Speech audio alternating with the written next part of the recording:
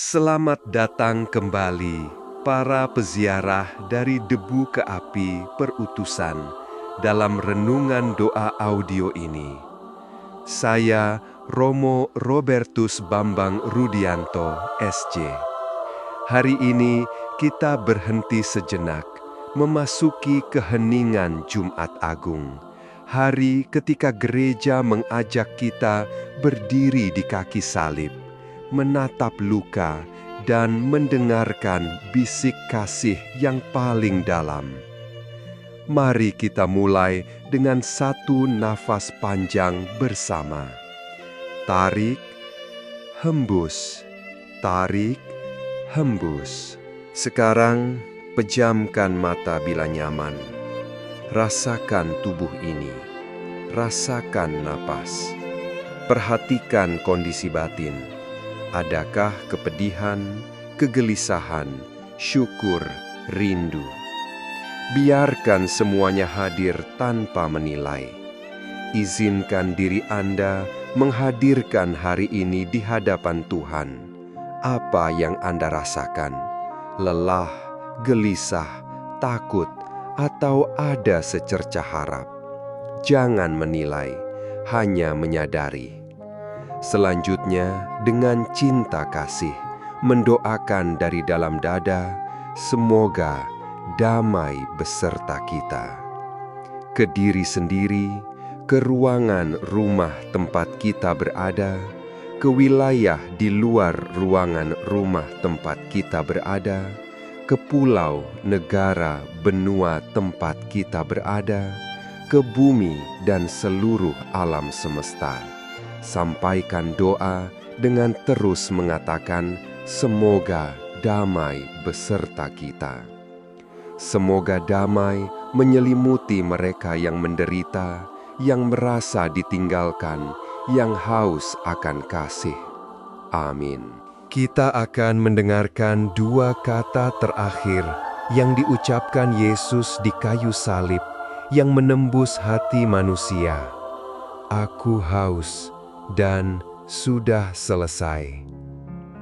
Dua kata yang tampak sederhana, namun menyimpan kedalaman misteri kasih Allah dan panggilan menuju kepada kedalaman cinta Allah dalam pengosongan diri Tuhan Yesus dalam ketaatan, bahkan sampai mati di kayu salib untuk keselamatan semua. Mari kita merenungkan bersama. Pertama, aku haus. Yohanes 19 ayat 28. Pada permukaannya, itu adalah kebutuhan manusiawi. Haus karena tubuh yang menderita, karena dehidrasi. Tapi di balik itu ada bahasa lain, sebuah kerinduan ilahi. Tuhan merindukan jiwa-jiwa manusia, rindu akan cinta yang dibalas, ingin kembali memeluk umat yang tersesat. Aku haus adalah panggilan untuk kita menjawab dahaga kasih Allah. Apakah kita mendengar panggilan itu? Coba bayangkan, Yesus di kayu salib bukan hanya memproyeksikan rasa sakitnya, tetapi menunjuk pada kekosongan relasi antara Allah dan manusia. Dia haus bukan untuk air saja, melainkan untuk hubungan, untuk penyembuhan, untuk manusia yang bersedia mengisi ruang itu dengan kasih. Jadi, ketika kita mendengar "Aku haus", kita dipanggil. Apa yang akan kita bawa untuk memuaskan dahaganya hari ini? Sekarang, kata kedua, sudah selesai. Yohanes 19:30. Kata itu sering membuat orang tersentak. Selesai? Bukankah penderitaan masih nyata? Di sini ada paradoks iman. Sudah selesai bukan sekedar akhir penderitaan fisik, melainkan penggenapan karya keselamatan. Yesus menyelesaikan tindakan cinta yang membawa manusia kembali kepada Bapa. Itu adalah kata penyerahan sekaligus kemenangan, penebusan, dan pembukaan jalan baru. Tapi ingat, sudah selesai juga menuntut respons kita. Selesai berarti tugas diserahkan kepada kita, meneruskan kasih yang telah diselesaikan olehnya. Kita dipanggil untuk menjadi tangan dan kaki Bapa di dunia yang masih haus, di dunia yang masih terluka. Terasa menuntut ya? Namun itu penuh rahmat. Sekarang, mari kita buka 3 jendela rohani untuk melihat salib dengan kacamata yang berbeda. Ignatian, Fransiskan, dan Ibu Teresa. 3 cara yang saling melengkapi. Kita mulai dengan Ignatius. Ignatius mengajak kita masuk dalam kontemplasi imajinatif. Dia mengatakan, tempatkan dirimu di cerita Injil. Jadi, bayangkanlah Anda berdiri di bawah salib. Apa yang Anda lihat? Apa yang Anda cium? Siapa yang ada di sekeliling? Rasakan pasir di bawah kaki Anda, bau dupa, suara tangisan. Ingat, Ignatian bukan sekadar menonton, kita ikut merasakan. Dalam pengalaman ini, kita menemukan empati yang mendalam, dan itu mengubah hati. Sekarang, jendela Fransiskan. Santo Fransiskus mengajarkan kita mendekat tanpa takut, menyentuh luka, tinggal bersama yang menderita, hidup sederhana bersama mereka. Fransiskus melihat Tuhan di wajah yang malang. Jadi, menjawab "aku haus" secara Fransiskan berarti mendatangi orang yang haus, bukan hanya memberi teori, tapi berkeringat, berpeluh, duduk di samping, menyeka keringat mereka. Itu pelayanan yang konkret. Dan kemudian, Ibu Teresa, atau perspektif I thirst yang ia renungkan. Bagi Ibu Teresa, "aku haus" adalah panggilan yang berulang. Tuhan haus akan cinta manusia. Dia melihat Yesus dalam yang termiskin dan termudis. Ibu Teresa mengajarkan kita bahwa bahkan tindakan kecil, sebuah senyuman, segelas air, pelukan, bisa menjadi jawaban atas dahaganya. Jangan meremehkan hal kecil. Ketiga perspektif ini saling melengkapi. Ignatian mengajak kita hadir secara batin. Fransiskan mengajak kita hadir secara sosial. Dan Ibu Teresa mengajarkan kita hadir secara konkret dalam kasih. Jadi, ketika kita mendengar "aku haus", kita dipanggil untuk hadir secara penuh, batin, sosial, dan praktis. Sekarang, saya ingin bercerita tentang sebuah kisah sederhana, genggaman terakhir. Ini kisah tentang seorang supir taksi, bukan orang terkenal, hanya manusia biasa. Di sebuah bangsal rumah sakit darurat yang sunyi, Pak Maman, seorang supir taksi, duduk setia di samping tempat tidur seorang penumpang tua yang ia jemput semalam. Pria tua itu pingsan di taksinya dan ternyata tidak memiliki keluarga satupun. Sepanjang malam, Pak Maman tidak pulang. Ia terus menggenggam tangan pria yang tidak dikenalnya itu. "Siapa namamu, Nak?" bisik pria tua itu dengan napas yang satu-satu di ujung hayatnya. "Maman, Pak, tenang saja, saya ada di sini," jawab Pak Maman pelan sambil menahan air mata. Di detik-detik terakhirnya, supir taksi tidak pergi. Dia duduk di kursi samping, menggenggam tangan pria itu, memegang kepalanya agar tidak jatuh. Saat napas terakhir datang, pria itu memegang erat tangan supir taksi dan memandang sang supir dengan wajah bahagia.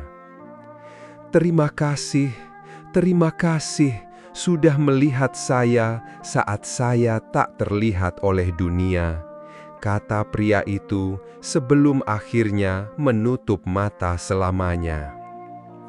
Pak Maman tetap menggenggam tangan itu, memberikan kehangatan manusiawi terakhir bagi jiwa yang kesepian, menyanyikan doa sederhana, bukan kata-kata yang megah, hanya kata-kata yang datang dari hati.